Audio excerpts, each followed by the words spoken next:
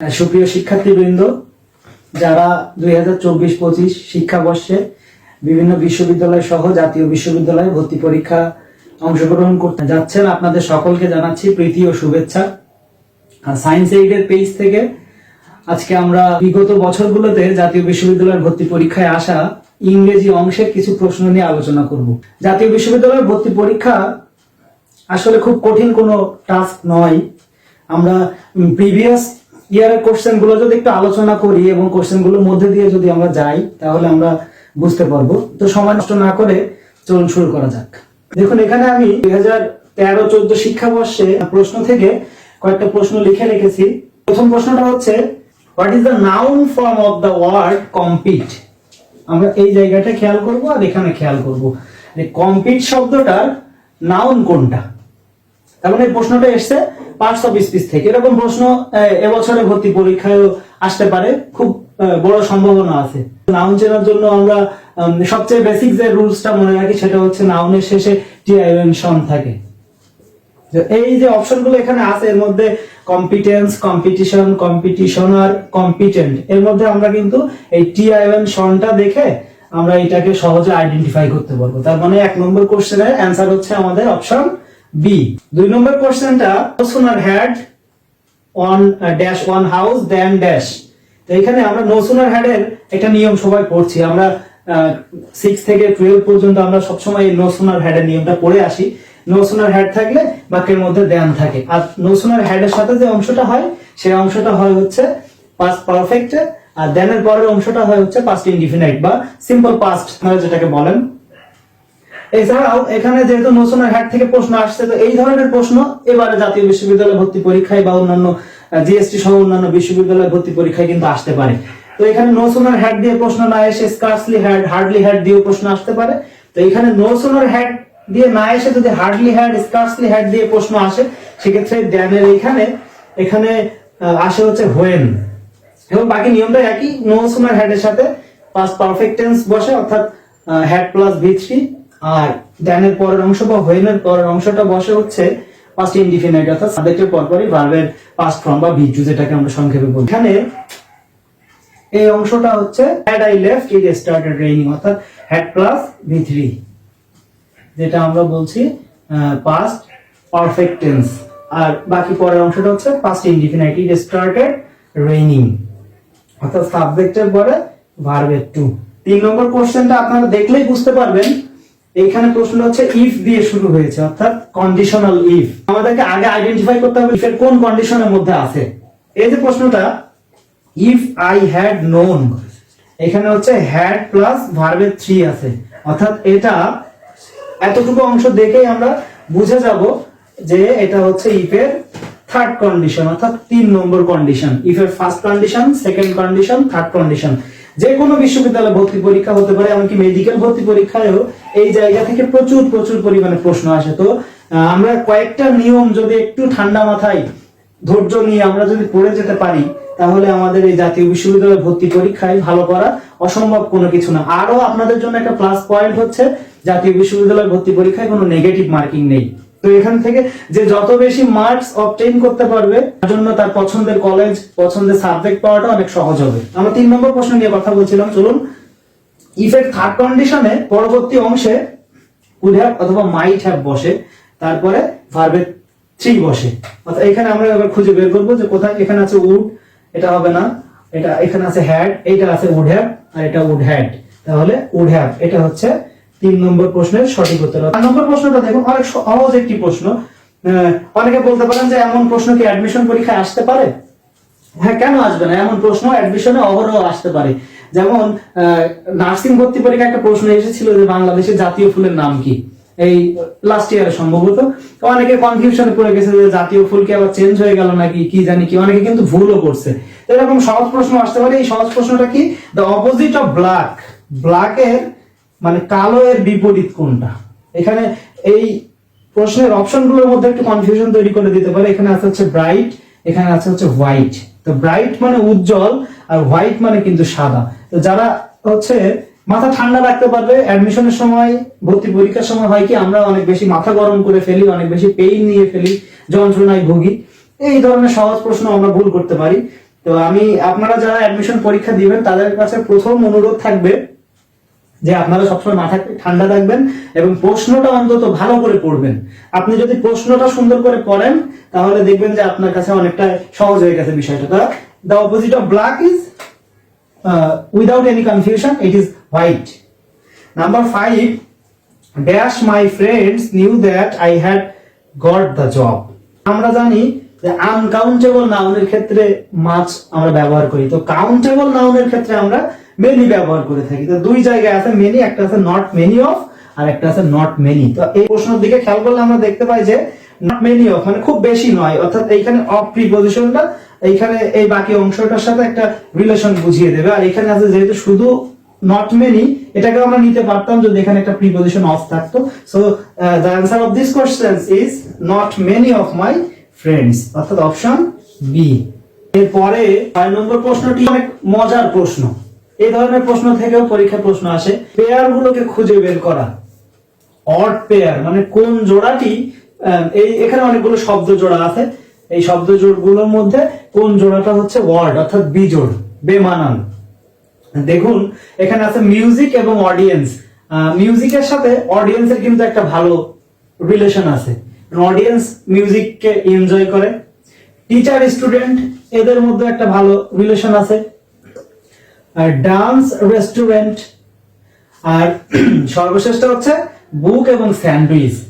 তো অনেকে এই অপশন সিটা দেখে আবার বলতে পারে যে ডান্সের সাথে তো রেস্টুরেন্টের কোনো সম্পর্ক নাই, আর সেক্ষেত্রে অপশন ডি না দেখে উত্তর করে দিতে পারে। ভালো করে দেখতে হবে এখানে অপশন ডিটাকে যদি আমরা একটু লক্ষ্য করি, যেখানে হচ্ছে বুক আর স্যান্ডউইচ, ডান্সের সাথে রেস্টুরেন্টের কোথাও না কোথাও সম্পর্ক আছে বা থাকতে পারে, কারণ আমরা জানি যে বড় বড় রেস্টুরেন্ট গুলোতে গান এবং নাচের আয়োজন থাকে, অর্থাৎ ডান্সের সাথে রেস্টুরেন্টের একটা সম্পর্ক আছে।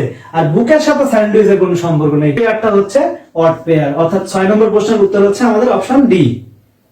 Next one, number 7, the crowd dash hasty before the people কেম।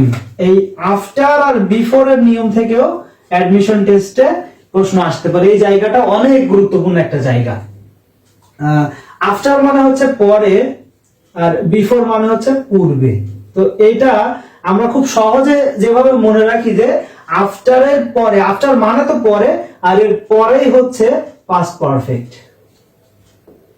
আফটারের পরে পাস্ট পারফেক্ট, আর বিফোর মানে যেহেতু পূর্বে, অর্থাৎ বিফোরের আগে হচ্ছে পাস্ট পারফেক্ট।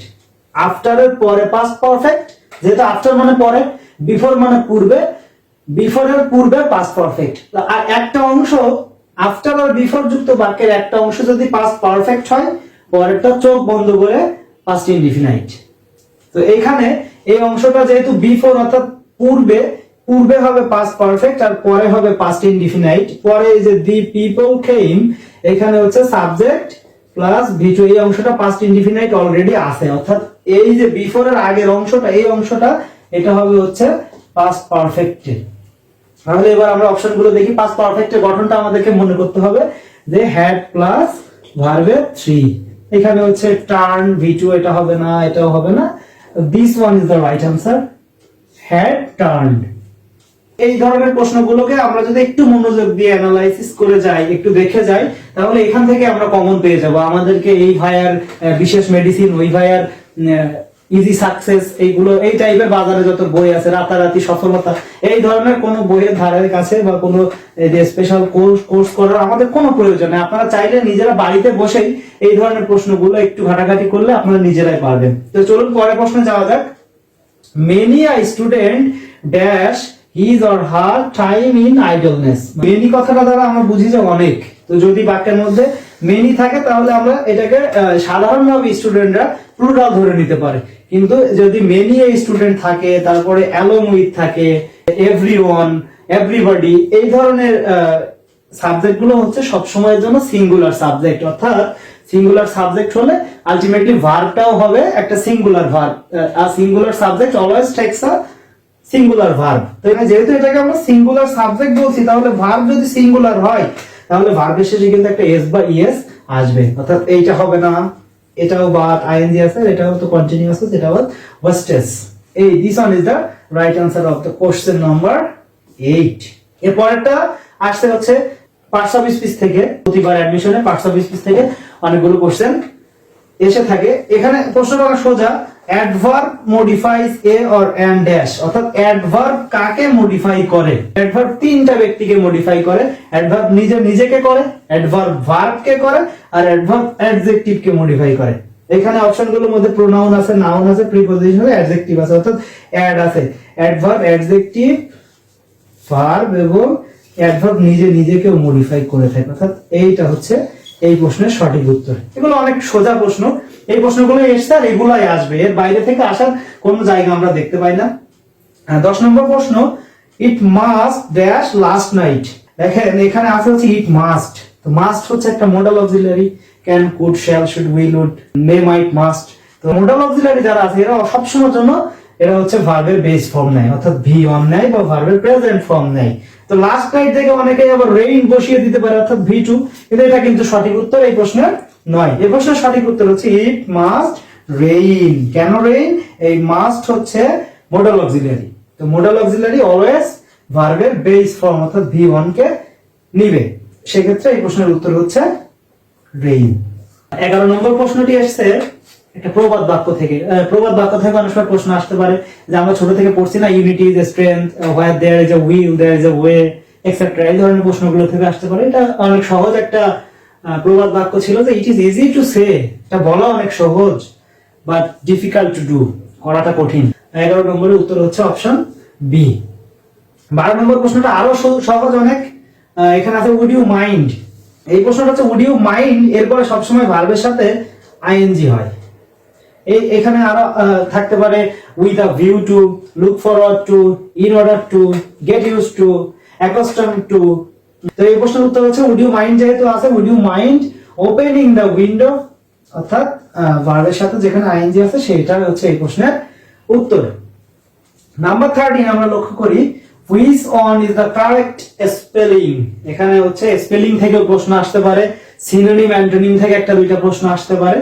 আমরা যেমন ওই যে লেফটেন্যান্ট আমরা পড়ি না, মিথ্যা তুমি 10 পিঁপড়া, এই ধরনের বানানগুলো একটু tricky. Committee, COMMI, double T, double E, এটা আমরা সেই অনেক ছোটবেলা থেকে আমরা পড়ি, অনেকে আমাদেরকে জিজ্ঞেস করে থাকে যে এই বলতো এটার বানান বলতো, ওটার বানান বলতো। তো ওই ধরনের প্রশ্নগুলোর মধ্যে থেকে আসতে পারে। এখানে ডিজেন্ট্রি, অর্থাৎ যার মানে হচ্ছে আমাশয়, এখানে সঠিক বানান কিন্তু এইটা, ডিজেন্ট্রি। নাম্বার 14 এসছে আর্টিকেল থেকে, আছে dash big book one dash table is for my history class, মানে আমার ইতিহাস ক্লাসের জন্য, অর্থাৎ কোন একটা নির্দিষ্ট বইকে বোঝাচ্ছে। আর আমরা জানি যে কোনো কিছুকে যদি নির্দিষ্ট করে বোঝাই তাহলে সে তার পূর্বে আমরা আর্টিকেল দিকে ব্যবহার করে থাকি। তো এখানে হচ্ছে দি বুক, বইটি, ওয়ান দি টেবল, টেবিলের উপরে যে বইটি, is for my history class, আমার ইতিহাস ক্লাসের জন্য, অর্থাৎ নির্দিষ্ট একটা বইয়ের কথা বলছে, অর্থাৎ দুইটাই আমরা দি ব্যবহার করব।